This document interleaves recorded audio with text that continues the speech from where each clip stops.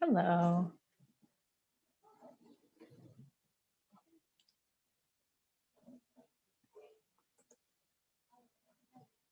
Hey, Kathy.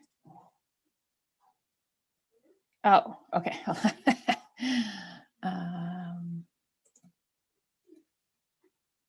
Can I?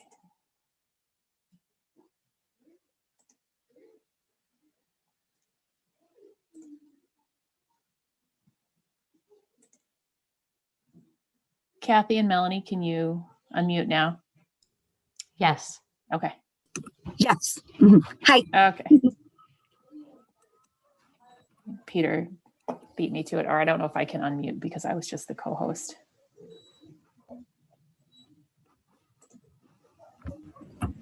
Sorry, I was over trying to get us on YouTube. Just give me 1 second. Okay.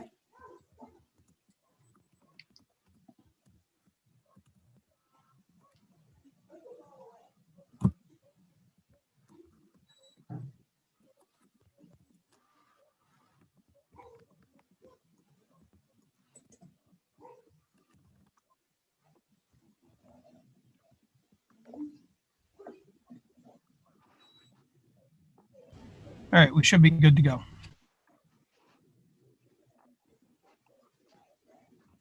Okay. Give me 1 second to pull up the agenda.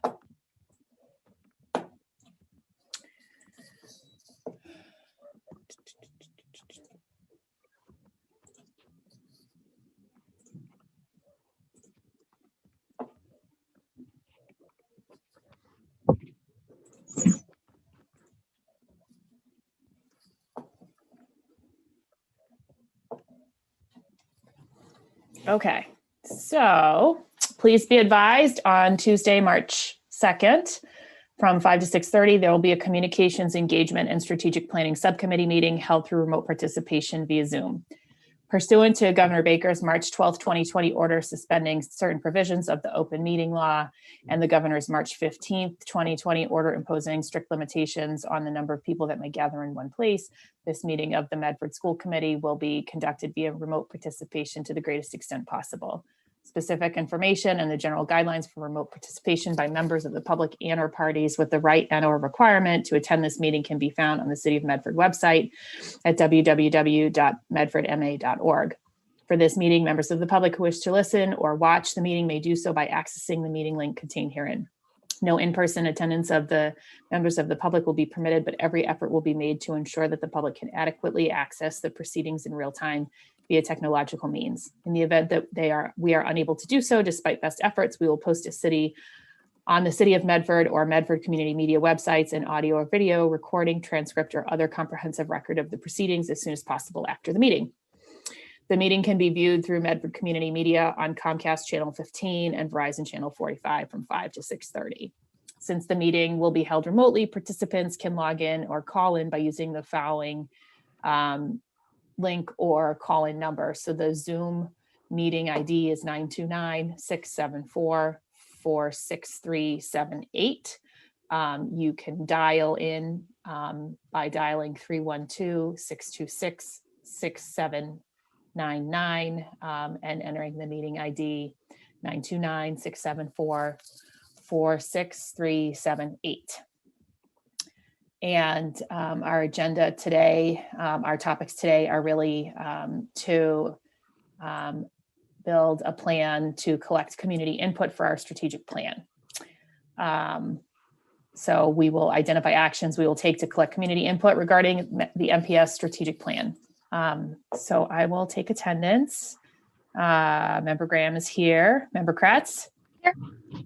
And Member McLaughlin? Here. All right, 3 absent. 3 present, none absent. So we talked about 2 things in our last meeting. One is some roundtables specifically geared toward the strategic plan itself. So separate and apart from the listening sessions that are happening. And then we also talked about a survey for those who can't participate in the Zoom session. So I actually did take a crack at a draft of all of this, and I'm going to share my screen.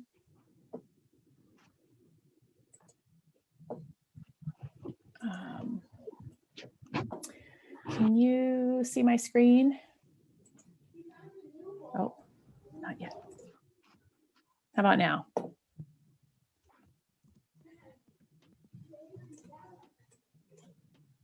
Okay. Yeah. Perfect. Mhm. Okay.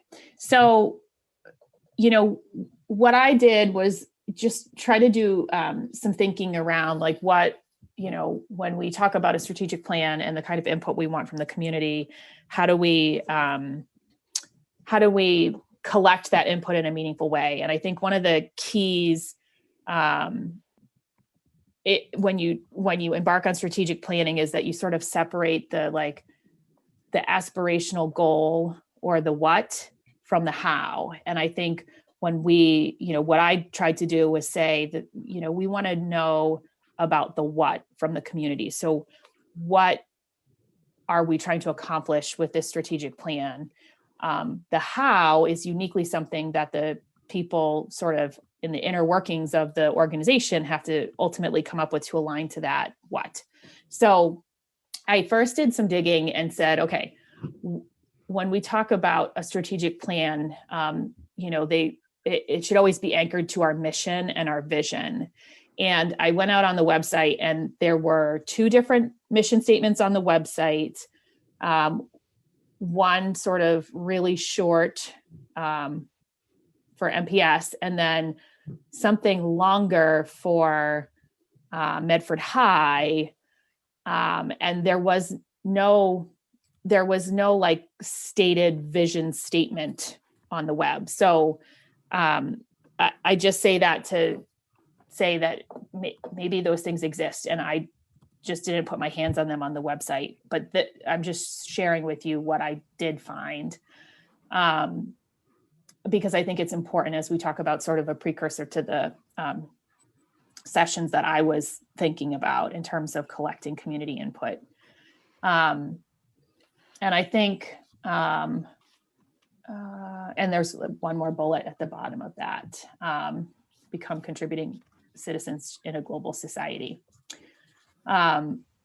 So, I think one question that I have is, when we talk about our vision, our mission and our vision with Medford Public School, for Medford Public Schools in general, are these the right, like, what is the stated mission and vision of the district?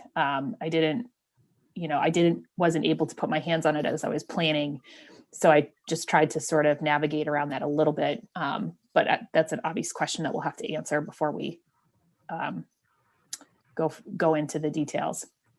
So when I thought about the roundtable structure, what I tried to do was say, what questions could we be asking the community to weigh in on that would allow us to sort of certainly the administration, but also the school committee as the policy set makers and setters, to sort of understand what the community expects from this endeavor, so that when we lay out our set of steps, when we aggregate the things that we're doing, we can be guided by that overall expectation from our mission and our vision statement. And often when I work with clients on strategic plans, the first thing that becomes clear is the vision and the mission are stale or dated or need some revision to sort of be relevant to what is going on in the current planning effort. So the three questions that I thought we would ask during our roundtables are right here. And we can talk about sort of the structure of the roundtables separately. But to me, I have three questions. So does Medford Public Schools' current mission statement accurately describe the long-range goals you feel MPS should aspire to? Why not? And what changes or suggestions do you have? So that's question number one. Question number two, does MPS's current vision statement adequately describe what you feel MPS should achieve in the next X number of years? And I said X because a strategic plan usually does lay out a path to a date in the future that says like, this is where we're going, and this is when we will arrive at this new place in terms of the vision. And why or why not, and what input, changes, or suggestions do you have? And then third question, what key actions does MPS need to take to demonstrate forward progress toward our vision in X, in whatever year it is that the strategic plan is intended to take us to, and in what time frame would those steps have to be taken? So in trying to think about how to ask questions that can be meaningful input for all of us, and also be questions that truly the public is positioned to weigh in on. That was sort of what I came up with as a starting point, but I was hoping we could talk about that today. Overall, my thought was, an hour and a half roundtable would give us some time to like bring people in, do some introduction, set the groundwork of like what, we are doing the strategic planning effort. Here is our current vision and mission. Or if there was something sort of new that we wanted to ask people to react to, we could do that as well. Break people out for about an hour, bring everybody back for a recap. So try to keep it pretty simple in structure. I know we now have breakout room capabilities we didn't have last year, which hopefully will be really, really helpful as well. And then in terms of like the organization of the breakout rooms, my thought was that we would break it somewhat by level, but also understand that there are special populations out there that may have their own sort of community around what they're wanting to see or aspire to. So, there may be a group of folks from a special education perspective or an English learner perspective, and groups that can be supported by a translator. But fundamentally, I'll be asking these same three questions. So I'll stop there and ask for thoughts, questions, comments, changes, feedback.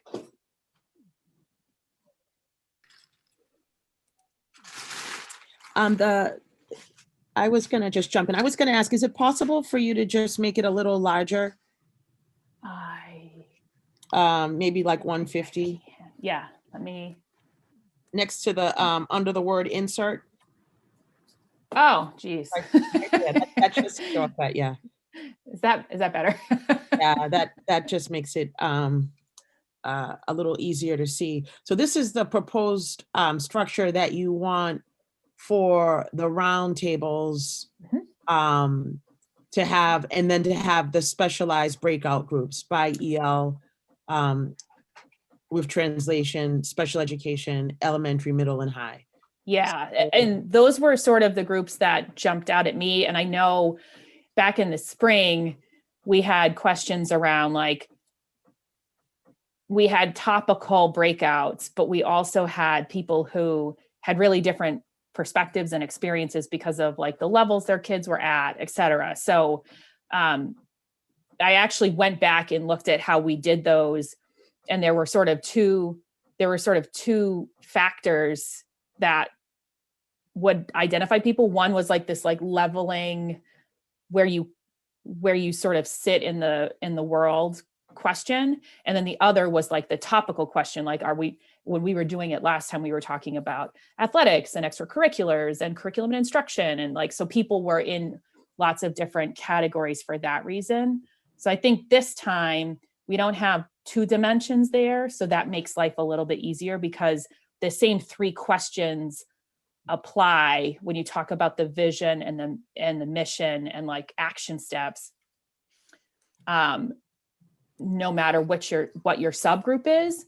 So I think that makes it a little bit less complicated, and Zoom has gotten markedly better about how you identify people. So that is always helpful as well. So that was my thought. I'm not I'm not tied to that at all, but that was as I was thinking about trying to put together a straw man for us to react to, sort of where my head went to. My wondering, or my question regarding question number 1 about the long range goals, like, redoing the vision statement or updating it or having a collaborative process for a mission vision statement. I think that, that's a great process to definitely go through with the community. In terms of the long range goals, I guess my wondering is, are we talking from what's happening instructionally and academically and like programming that?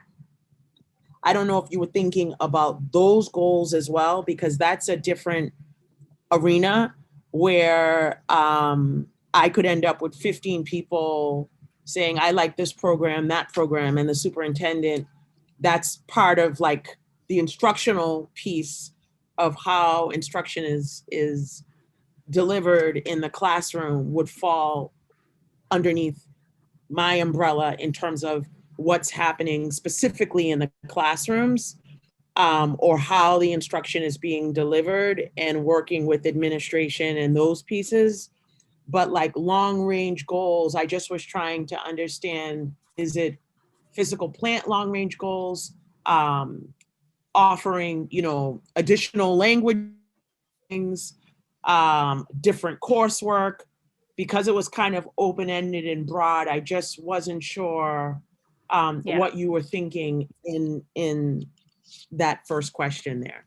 Yeah, and I think that's actually a really good question. I mean, when you talk about a mission, I always think about that as like the reason we get out of bed in the morning. That's the mission, right? So the mission is something that sort of ideally stands the test of time to some degree, although language, always is worth looking at. But the vision, to me, the vision is where you say, like, this is what it's going to look like at the end of this strategic plan. And I went back and looked at a couple of strategic plans that I had poked in on last year when we were going through it. And I think, Lexington's certainly does a really nice job of like wrapping you in a warm hug when you read it. Like the mission is compelling. The vision just sort of jumps off the page at you. But the distinguishing characteristics, they actually sort of define in their strategic plan, which I think is important because many people think of those two things as exactly the same, like mission and vision are the same, or they talk about them in the same breath. I think when you talk about them differently, you can get sort of different things out of them. But to your point, we can and should expect that the community will come to us with the things on their mind and they will put them in, whatever bucket it goes in. That doesn't mean just because somebody wants our mission to be having a winning football team, that becomes the mission, but it, trying to ask the question sort of in what I envision is we would talk about these 3 things as a grounding statement at the beginning, and then we would let the community tell us what they think about the answers to these questions. We would capture the feedback, and that would become input for not just the school committee, but also the administration as we talk about like, how do we unveil our plan? And so we don't know, will the entire community be like, yeah, our mission statement is fine. Like maybe I'm the only one that doesn't like it. Maybe Melanie is the only one that doesn't like it. But I think we need to ask to really sort of know, is it the words people like the words, people don't like the words? Is it the intent of the words? Is it something else entirely? So I do think we will get a lot of varied input in these sessions. And I think, sort of classifying and categorizing them, like what somebody says is a mission statement response may actually be an action step. But I think, either way, collecting the feedback from the community is important and valuable. And then, the other thing we'll talk about in a little bit is a survey that we can follow up with. But that was sort of how I was thinking about it. Does that make sense? Okay. Melanie? Yeah, thank you. I am curious. I think that it would be really helpful for these breakouts to be able to see the data from the last session that we had, and where people shared their ideas and thoughts with us about what they wanted done and what they, thought we needed to work on from last time. And I know that this is sort of a different ask in terms of like focusing really on the mission and vision, so that we're backing into these questions and that it's not sort of this abstract. But I'd love to see, a summary of sort of, I feel like, we spent a good amount of time at these roundtables last year really talking, and I thought our group, had some great suggestions, and we did a lot of that workshopping. And it would be great to have sort of a summary of that, either as part of this presentation before we start, or something to ground us for where we are and what people have already said they wanted, so that we're not feeling like we're starting from scratch.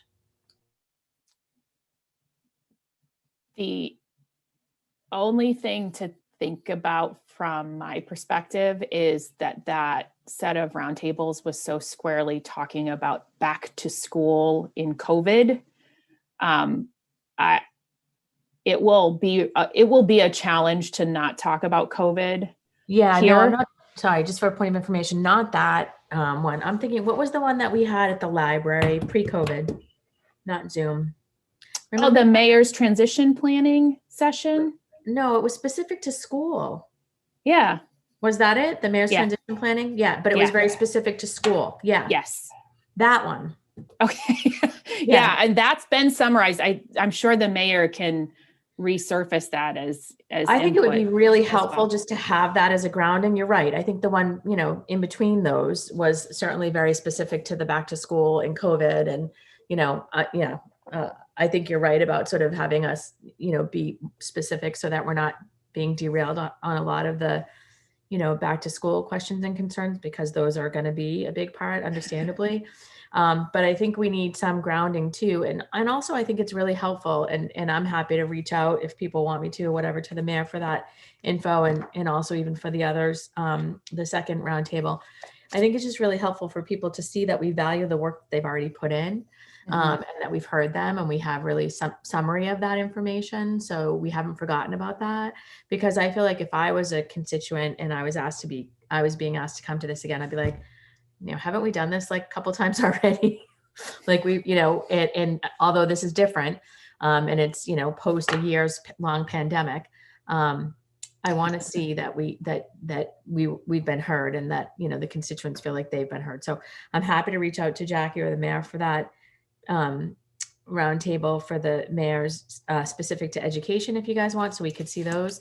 And then, maybe there could be a summary sheet for the back to school as well, because I think there will be some crossover, because I think there are some themes that are universal outside of the back to school piece, which, again, just sort of whether we're meeting, equity, for example, right? That's universal across all three of those pieces. So,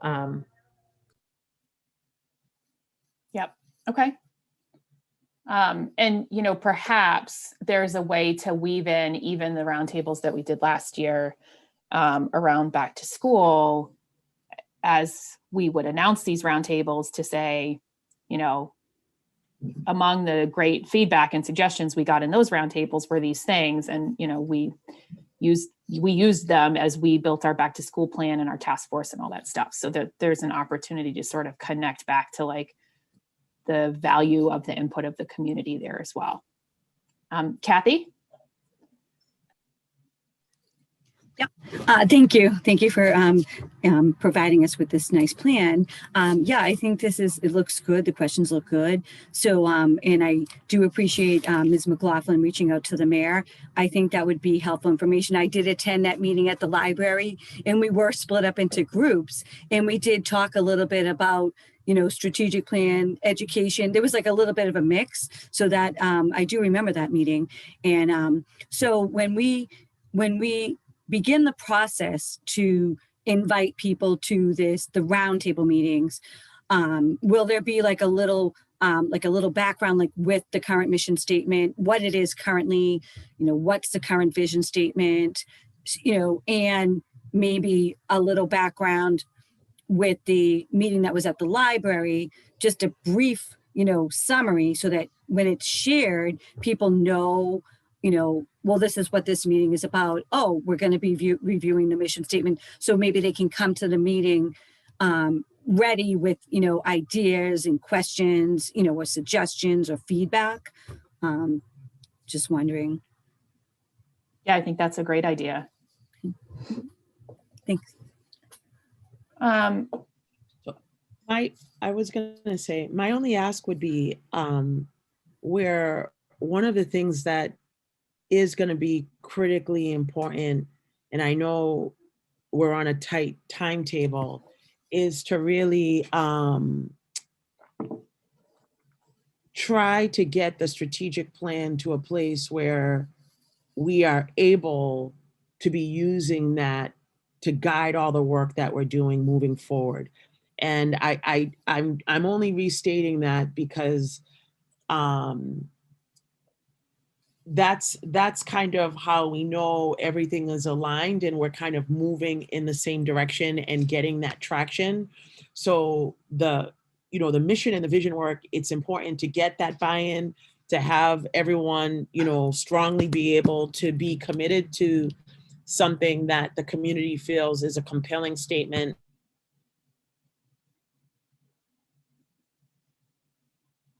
Something that really grips everyone, but also now work and all of what's beneath that guide and one direction.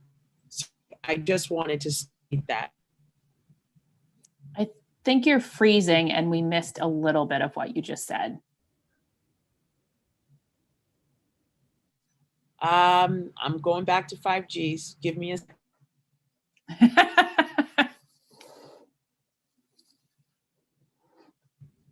Can you hear me? Are you able to hear me better right now?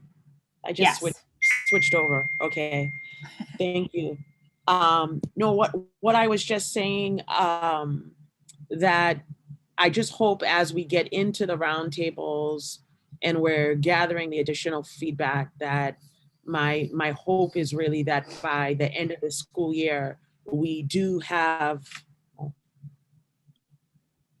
by the end of this school year, we do have a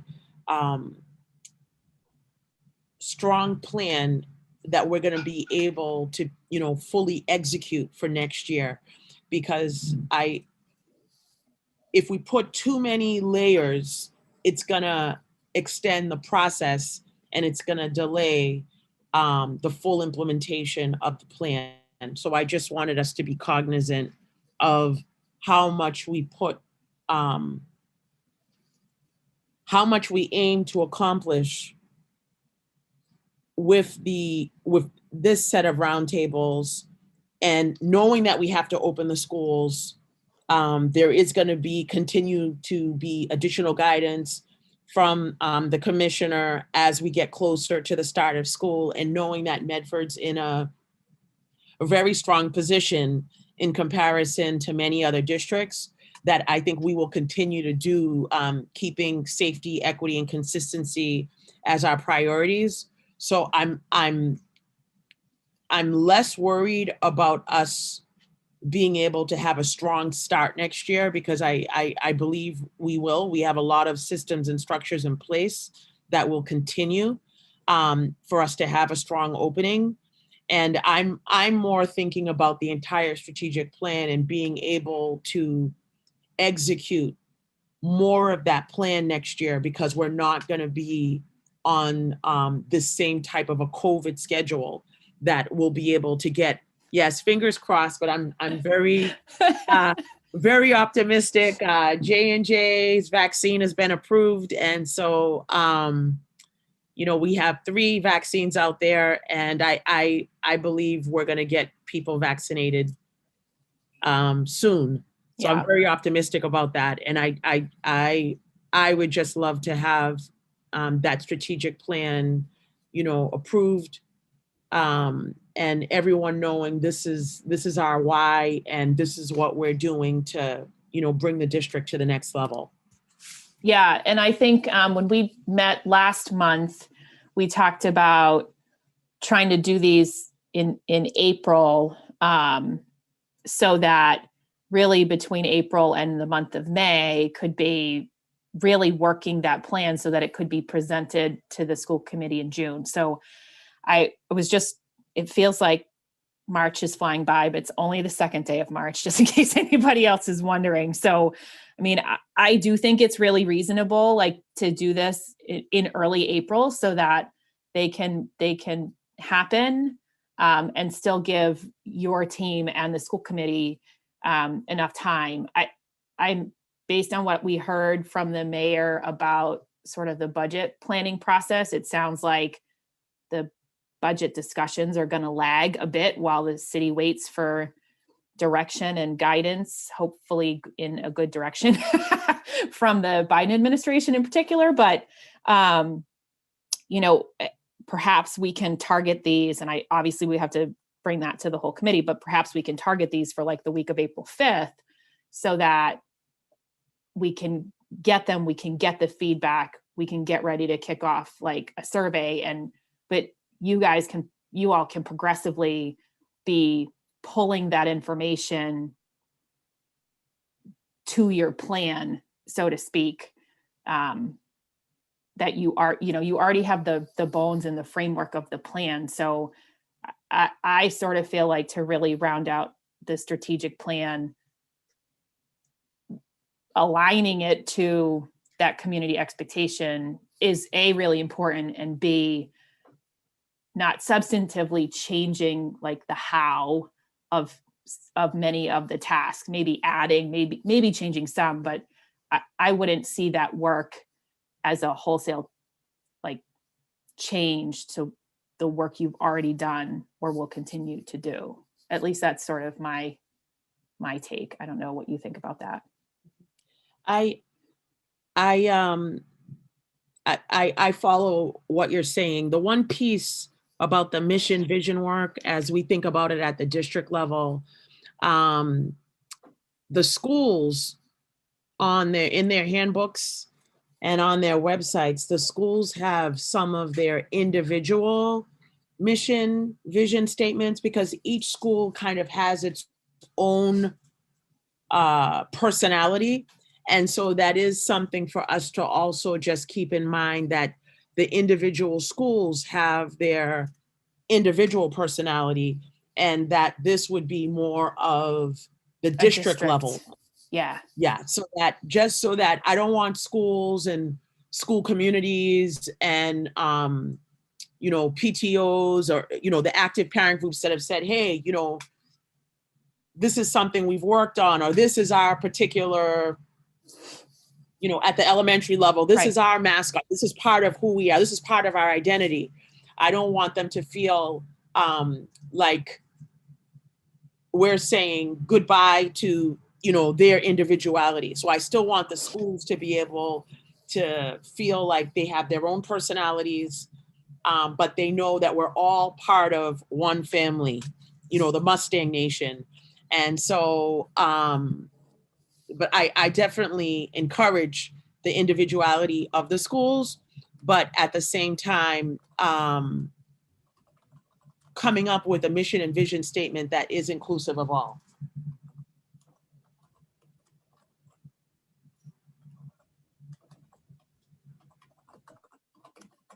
Yeah. And I would say that is sort of a really natural like evolution as you talk about like strategic planning, right? Like the overall organization has to decide, has to like set the plan, and then the sub organizations or the schools, the individual schools, you know, have to sort of take and tailor their own individual operations to align to that plan. So I wouldn't think that they would be doing that in this school year anyway, because there's only so much you can do in one school year. So that seems like a natural, you know, phase 2, next step iteration of the evolution of the plan.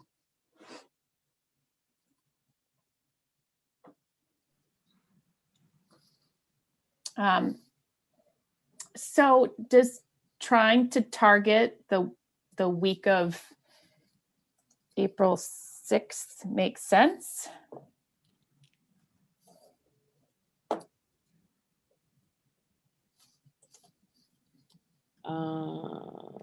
April 6th. Just jumping.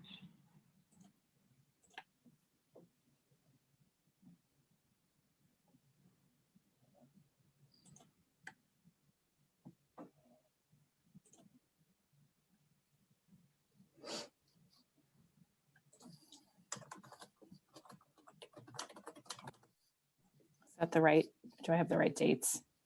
Yeah, so Tuesday, Oh, April 5th. 6th is our next communication subcommittee. On Tuesday, April 6th is our Yeah. next scheduled subcommittee meeting. We have rules subcommittee on the 7th.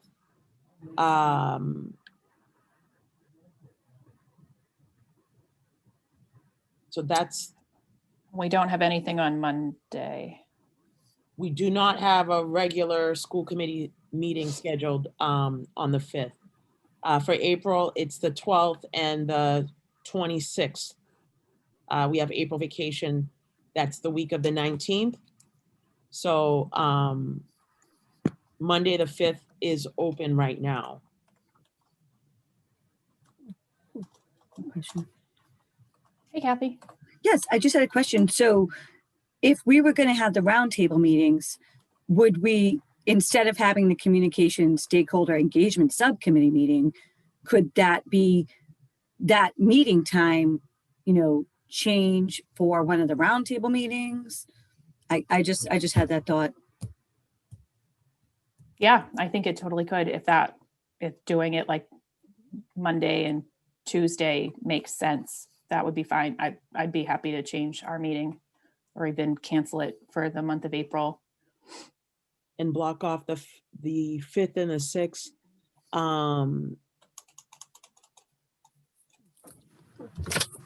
And I know you had shown it. I keep trying to scroll your, I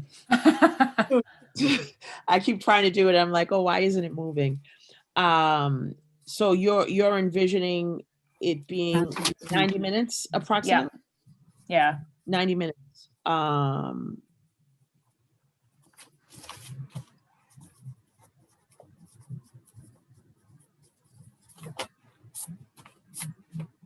Okay. So it 5 to 6:30, you think the same time frame for both days?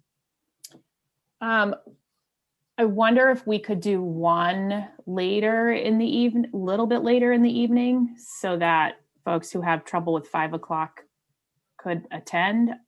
I don't have an issue with that, but I know that I generally try not to schedule meetings too late because it's the end of an already long day, but I'm open to that so that we can make sure that the community can participate.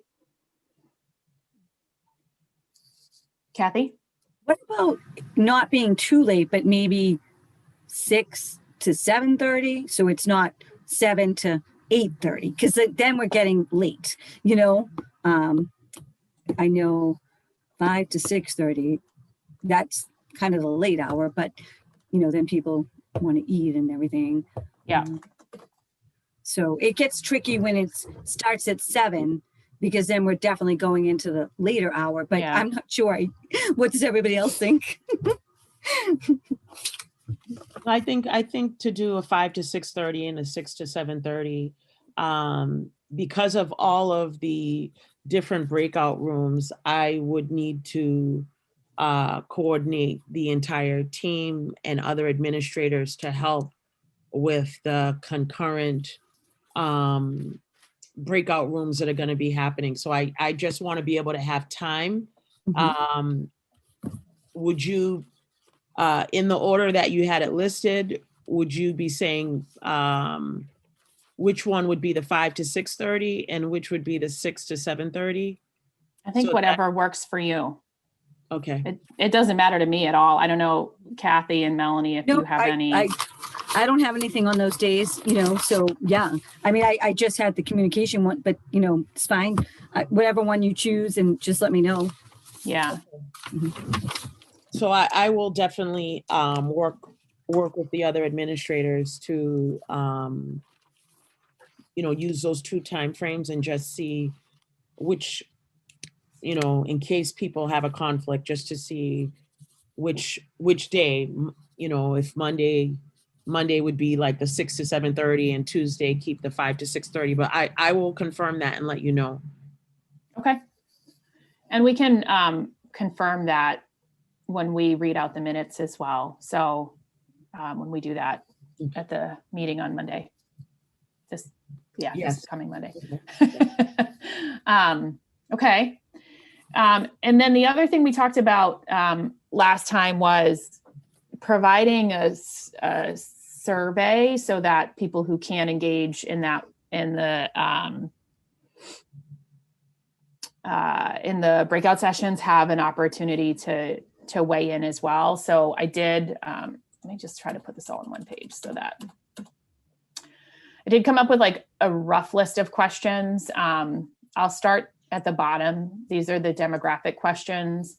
I actually took these right from the surveying that we did when we solicited input for the superintendent search, because we worked rather extensively to make sure we were reflecting all the demographic questions, and the way in which they were asked was something we spent a lot of time on. So I just sort of stole from there. And if I recall correctly,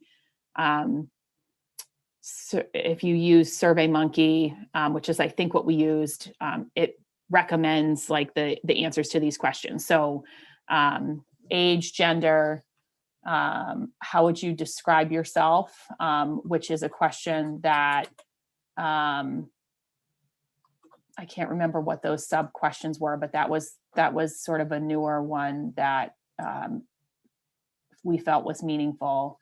What language do you mainly speak at home? What's your highest level of your highest degree or level of school you've completed? And I forgot to finish the question there, so I'll fix that. Total combined income of your household. How many children of high school age or younger live in your house? Are you or is a member of your household disabled?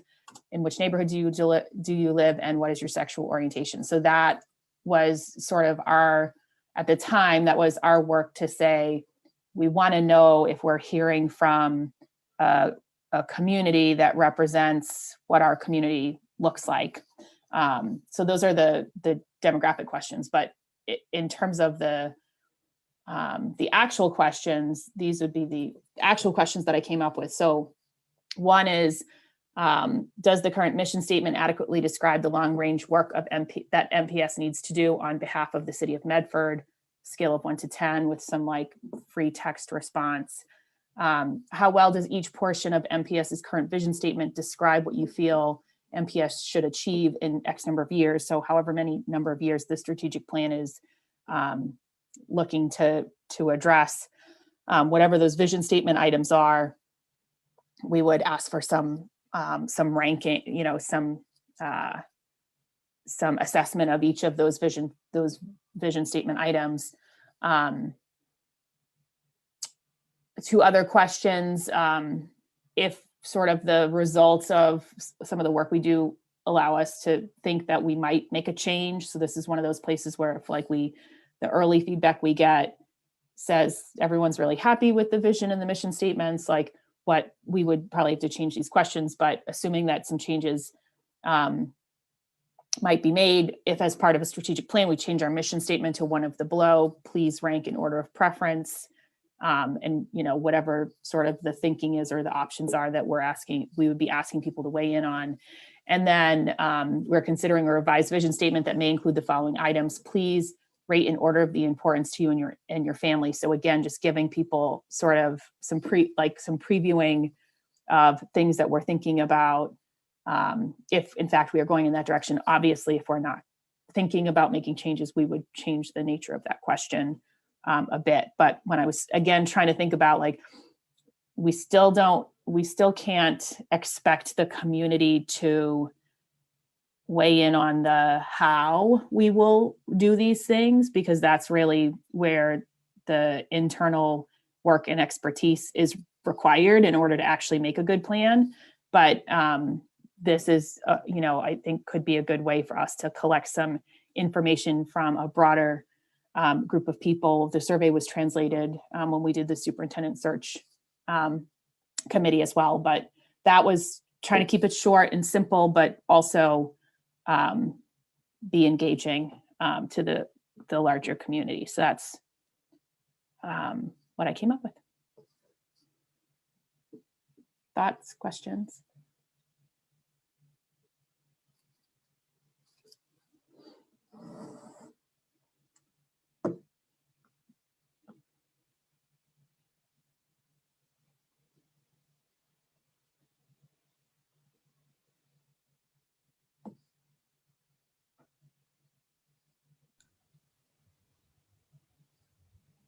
Jenny. Mhm. I guess sort of the only questions I would, you know, just sort of in thinking of the question of the survey with some of the questionnaires, I'm wondering how well, and I don't know this because I'm not another language speaker, but I would want to, you know, I'm wondering how well these questions are translate, like, are they easily translated? Because, you know, in some languages they're not the same, or it's not, some things are not easily translated. So, and I don't know the answer to that. So it might be worth just sort of, I don't know if, you know, maybe Paul might be able to take a look or share with some constituents who might be able to take a look, or Yeah. to just consider that. Because again, I don't know about, I know, Dr. Maurice, are you bilingual in Haitian Creole?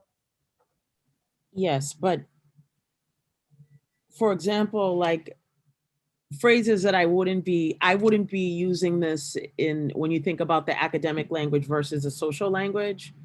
How well does each portion of the MPS current vision statement describe what you feel?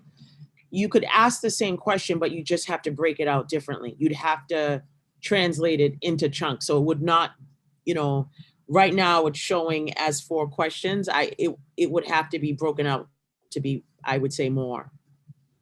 Yeah, and I guess I'm also talking specifically about the latter survey questions too. And so that's exactly what I mean. Like, I know, you know, just, I don't know, for example, and this is just a minor example of my own home, but like with Gracie, we don't often ask open-ended questions, right? We ask multiple choice questions for her. These are all, they are all multiple choice questions, the demographic questions in particular. Oh, okay. So you can actually choose something that's already a pop-up. Yeah. Okay. So this was the result of the superintendent search survey. Can you see this? So each question had a series of responses. The Survey Monkey itself recommended these allocations, if that makes sense. Yeah, I know it does. I remember. So yeah, they're all here, and I would recommend that we use them just the way that they are. Yeah.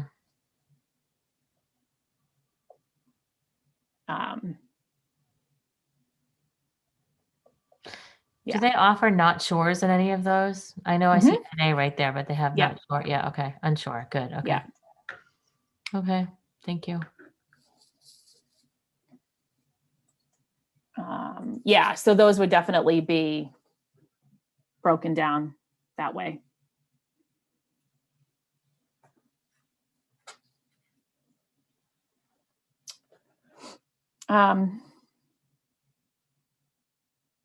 I know thoughts, questions, it's sort of just to start. Like, I think you would definitely want to wait to finalize the questions until the roundtables were done.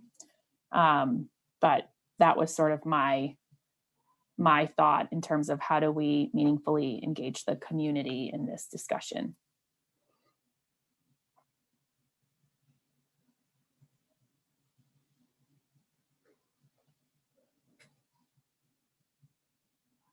I guess my question would be with the survey piece going out after April vacation, how long were you thinking about having the survey open for?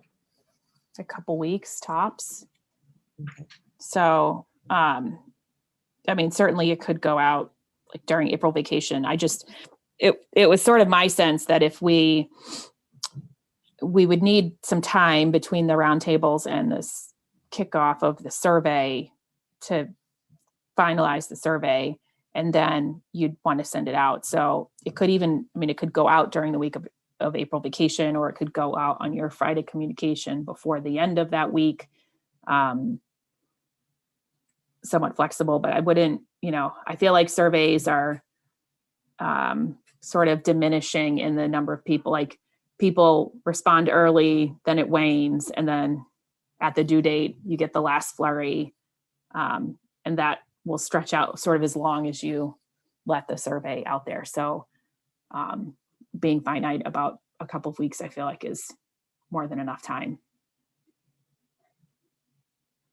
And I definitely could remind people in weekly updates and those kinds of things, keep putting a link to remind them. Because sometimes when people know they have time, it goes both ways. They know they have time, so they're like, oh, I've got a month, I can get it done. So just trying to find that balance. Yep. Okay.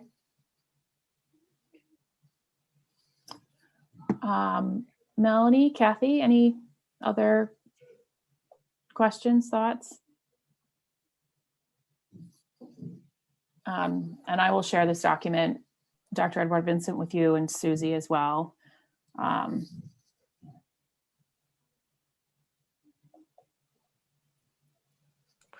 We are meeting one more time before this, right? Before the school committee? No, engagement. We would not be meeting another time. Oh, we're not. No. Well, we're not scheduled to.